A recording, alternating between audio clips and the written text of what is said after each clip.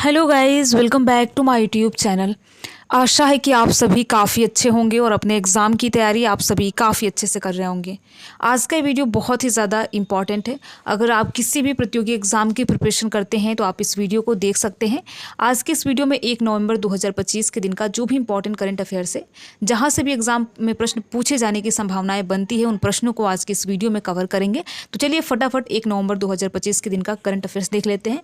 ये आप देख लीजिए, वीडियो का फॉर्मेट थोड़ा सा देख लीजिए कि इस वीडियो में क्या क्या रहने वाला है। तो पहले इंपॉर्टेंट डे और थीम देखेंगे, इसके बाद नेशनल और इंटरनेशनल अफेयर देखेंगे। अगर खेल जगत से कोई इंपॉर्टेंट प्रश्न बनता है जो कि एग्जाम में पूछा जा सकता है तो उसको भी आज के इस वीडियो में कवर करने वाले हैं।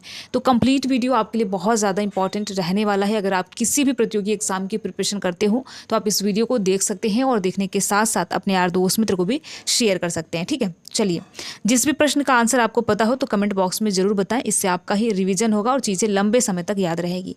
साथ ही साथ अगर आप इस वीडियो का पीडीएफ चाहिए आपको तो आप कमेंट बॉक्स में हमें बता सकते हैं। पहला प्रश्न है कि आर्य समाज की स्थापना किसने की, जिसकी 150वीं वर्षगांठ 2025 में मनाई गई। इसमें आपको बताना है कि आर्य समाज की स्थापना किसके द्वारा की गई, जिनकी 150वीं वर्षगांठ हाल ही में मनाई गई। ठीक है, तो पहला ऑप्शन है स्वामी श्रद्धानंद, बी ऑप्शन है स्वामी विवेकानंद, सी ऑप्शन है स्वामी दयानंद सरस्वती, डी ऑप्शन है लाला लाजपत राय। तो इसमें आपको बताना है कि आर्य समाज की स्थापना किसने की। तो देखिए, आर्य समाज की स्थापना स्वामी दयानंद सरस्वती जी ने 1875 में मुंबई में की थी। जैसा कि अगर आपने हिस्ट्री पढ़ा होगा तो आपको अच्छे से पता होगा कि आर्य समाज की स्थापना स्वामी दयानंद सरस्वती ने 1875 में मुंबई में की थी। ठीक है, जिनकी हाल ही में 150वीं वर्षगांठ मनाई गई। तो आप याद रखेंगे, काफ़ी इंपॉर्टेंट प्रश्न है, हिस्ट्री के नज़रिए से भी इंपॉर्टेंट है और करंट अफेयर्स के नज़रिए से भी बहुत ज़्यादा इंपॉर्टेंट प्रश्न है। आपको याद रखना है सी ऑप्शन सही है। ठीक है, सी ऑप्शन सही है। अगला प्रश्न देखते हैं, भारत ने सेमीफाइनल में किस टीम को हराकर महिला विश्व कप 2025 के फाइनल में प्रवेश किया है। काफ़ी इंपॉर्टेंट प्रश्न है। इसमें आपको बताना है कि भारत ने सेमीफाइनल में किस टीम को हराकर महिला विश्व कप 2025 के फाइनल में पहुंचा है।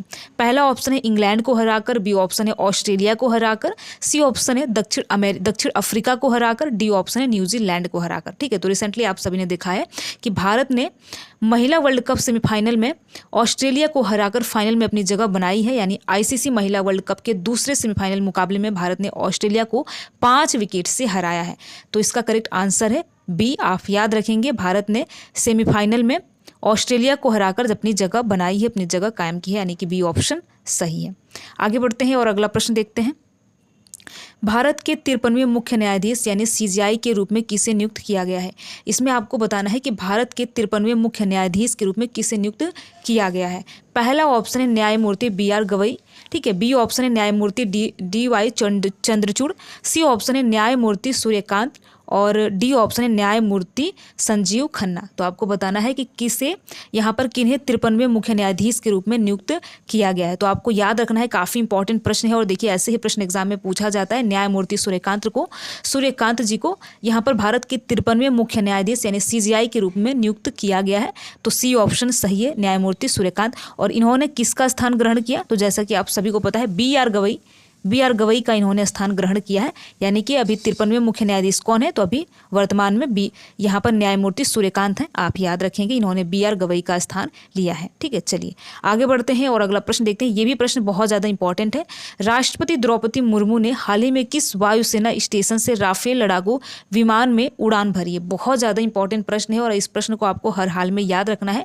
प्रश्न एक बार फिर से सुन लीजिए, राष्ट्रपति द्रौपदी मुर्मू ने हाल ही में किस वायुसेना स्टेशन से राफेल लड़ाकू विमान में उड़ान भरी है। यहाँ पर आपको उस वायुसेना स्टेशन का नाम बताना है जहाँ पर हमारी महामहिम द्रौपदी मुर्मू जी ने राफेल लड़ाकू विमान में उड़ान भरी है। ठीक है, वायुसेना स्टेशन का नाम बताना है।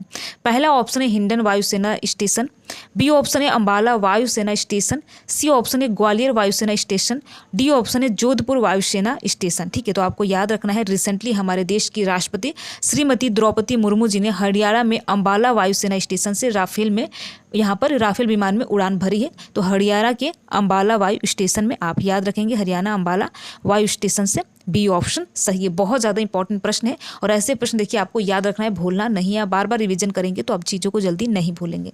अगला प्रश्न है, अक्टूबर 2025 में शुरू की गई आदर्श युवा ग्राम सभा पहल का मुख्य उद्देश्य छात्रों में निम्नलिखित में से किसको बढ़ावा देना है। ये भी प्रश्न बहुत ज़्यादा इंपॉर्टेंट है। अगर आप किसी भी प्रतियोगी एग्जाम की प्रिपरेशन करते हैं तो आपको ये याद होना चाहिए। प्रश्न ये है कि तो अक्टूबर 2025 में शुरू की गई आदर्श युवा ग्राम सभा पहल का मुख्य उद्देश्य क्या है, यानी कि छात्रों में किसको बढ़ावा देना है। पहला ऑप्शन है वित्तीय साक्षरता और उद्यमिता को, बी ऑप्शन है लोकतांत्रिक मूल्य और सहभागी शासन को, सी ऑप्शन है पर्यावरण जागरूकता और डिजिटल कौशल को, डी ऑप्शन है खेल और शारीरिक फिटनेस को। तो आपको बताना है कि आदर्श युवा ग्राम सभा पहल का मुख्य उद्देश्य क्या है। तो देखिए ये प्रश्न बहुत ज़्यादा इंपॉर्टेंट है। आदर्श युवा ग्राम सभा पहल का मुख्य उद्देश्य छात्रों में लोकतांत्रिक कौशल, नागरिक चेतना और सहभागी स्थानीय शासन को बढ़ावा देना ताकि वे आत्मविश्वासी और जिम्मेदार नागरिक बन सके। तो बी ऑप्शन सही, लोकतांत्रिक मूल्य और सहभागी शासन इसका मुख्य उद्देश्य है और इसी उद्देश्य से आदर्श युवा ग्राम सभा पहल योजना को शुरू किया गया। तो बी ऑप्शन सही है। आगे बढ़ते हैं और अगला प्रश्न देखते हैं। देखिए ये भी प्रश्न बहुत ज़्यादा इंपॉर्टेंट है। यहाँ पर पूछा गया है चक्रवात मोन्था को लेकर कि हाल ही में आंध्र प्रदेश के किस तटीय क्षेत्र के पास पहुंचा। ये प्रश्न बहुत ज़्यादा इंपॉर्टेंट है। चक्रवात मोन्था हाल ही में आंध्र प्रदेश के किस तटीय क्षेत्र के पास पहुंचा है, आपको बताना है। पहला ऑप्शन है विशाखापत्तनम, बी ऑप्शन है काकीनाडा, सी ऑप्शन है नेल्लोर और डी ऑप्शन है कालिंगपट्टनम। ठीक है, तो आपको बताना है कि चक्रवात मोन्था आंध्र प्रदेश के किस तटीय क्षेत्र के पास पहुंचा। तो ये पहुंचा है मछलीपत्तनम और कलिंगपत्तनम के बीच में आंध्र प्रदेश और यमन तट को पार किया है। तो आप याद रखेंगे कालिंगपत्तनम, यहाँ पर डी ऑप्शन सही है। बहुत इंपॉर्टेंट प्रश्न है, आपको याद रखना है। चलिए आगे बढ़ते हैं और अगला प्रश्न देखते हैं। हाल ही में 9वां अमूर फाल्कन महोत्सव किस राज्य में मनाया गया। इसमें आपको बताना है कि रिसेंटली 9वां अमूर फाल्कन महोत्सव किस राज्य में मनाया गया। देखिए अमूर फाल्कन एक पक्षी का नाम है जो कि दुनिया की सबसे लंबी दूरी तय करने वाली पक्षी है। तो आपको बताना है कि अमूर फाल्कन महोत्सव किस राज्य में मनाया गया। पहला ऑप्शन है मिजोरम, बी ऑप्शन है ओडिशा, सी ऑप्शन है मणिपुर, डी ऑप्शन है असम। तो देखिए 9वां अमूर फाल्कन महोत्सव मणिपुर के तामेंगलोंग में मनाया गया और इसका मुख्य उद्देश्य अमूर फाल्कनों के बारे में जागरूकता फैलाना है जो दुनिया के सबसे लंबी दूरी तय करने वाली पक्षी हैं। तो आपको याद रखना है कि ये कहाँ मनाया गया है, मणिपुर में, यानी कि सी ऑप्शन सही है। 9वां अमूर फाल्कन महोत्सव मणिपुर में सेलिब्रेट किया गया है, सी ऑप्शन सही है। आगे बढ़ते हैं और हम अगला प्रश्न देखते हैं। अगला प्रश्न है पवना नदी जो खबरों में देखी गई थी किस राज्य से होकर बहती है।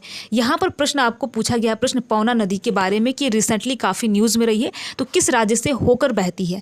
पहला ऑप्शन है ओडिशा, बी ऑप्शन है तेलंगाना, सी ऑप्शन है महाराष्ट्र, डी ऑप्शन है बिहार।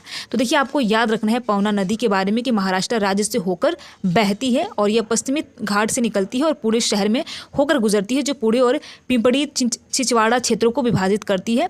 तो आपको याद रखना है कि ये किस राज्य से होकर बहती है, तो ये महाराष्ट्र राज्य से होकर बहती है, यानी कि सी ऑप्शन सही है, आपको याद रखना है। चलिए अगला प्रश्न देखते हैं। भारत का पहला ग्रीन डेटा सेंटर कहाँ पर स्थापित किया जा रहा है। इसमें आपको ये बताना है कि भारत का पहला ग्रीन डेटा सेंटर कहाँ पर स्थापित किया जा रहा है। पहला ऑप्शन है गाजियाबाद उत्तर प्रदेश, बी ऑप्शन है इंदौर मध्य प्रदेश, सी ऑप्शन है जैसलमेर राजस्थान, डी ऑप्शन है सोनीपत हरियाणा। तो आपको बताना है कि भारत का पहला ग्रीन डेटा सेंटर कहाँ पर स्थापित किया जा रहा है। तो ये किया जा रहा है गाजियाबाद जो कि उत्तर प्रदेश में स्थापित किया जा रहा है और रिसेंटली इसकी आधारशिला हमारे राज्य के यानी उत्तर प्रदेश राज्य के मुख्यमंत्री माननीय आदित्यनाथ योगी जी ने रखा है और केंद्रीय मंत्री ने रखा है, साथ मिलकर इन्होंने रखा है। तो आप याद रखेंगे उत्तर प्रदेश के मुख्यमंत्री और केंद्रीय मंत्री ने इसकी रिसेंटली आधारशिला रखी है जो कि भारत का पहला green data centre Ghaziabad Uttar Pradesh में स्थापित किया जा रहा है। ए ऑप्शन सही है। ठीक है, ए ऑप्शन सही है। आगे बढ़ते हैं और अगला प्रश्न देखते हैं। 8वें कॉमनवेल्थ यूथ गेम की मेज़बानी किस देश को मिली है। इसमें आपको बताना है कि 8वें कॉमनवेल्थ यूथ गेम्स की मेज़बानी किस देश को मिली है। पहला ऑप्शन है माल्टा, बी ऑप्शन है ग्रीस, सी ऑप्शन है बुल्गारिया, डी ऑप्शन है हंगरी। तो बहुत ज़्यादा इंपॉर्टेंट प्रश्न है। देखिए 8वें कॉमनवेल्थ यूथ गेम्स की जो मेज़बानी है ये माल्टा के द्वारा किया जाएगा, माल्टा कंट्री के द्वारा किया जाएगा और इसका आयोजन 2027 के अंत में आयोजित किया जाएगा। तो माल्टा आप याद रखेंगे। देखिए आपको कमेंट बॉक्स में माल्टा कंट्री की कैपिटल बतानी है। ठीक है, तो देखिए कुल मिलाकर हमने 10 मोस्ट इंपॉर्टेंट प्रश्न देखा और यहाँ से एग्जाम में प्रश्न पूछे जाने की भी संभावनाएं बनती हैं। अगर आपका हाल ही फिलहाल कोई भी एग्जाम हो तो आप इस वीडियो को जरूर देखिए और देखने के साथ साथ अपने यार दोस्त मित्र को भी शेयर कीजिएगा। वीडियो कैसा लगा कमेंट बॉक्स में बता सकते हैं। अगर आप वीडियो में किसी भी प्रकार का कोई सुधार चाहते हैं तो कमेंट बॉक्स में हमें ज़रूर बताएं। वीडियो में लास्ट तक बने रहने के लिए आप सभी का बहुत बहुत धन्यवाद। अगर आपको ये वीडियो अच्छा लगा हो तो वीडियो को आप लाइक कर सकते हैं और लाइक करने के साथ साथ अपने यार दोस्त मित्र को भी शेयर कर सकते हैं। Thank you.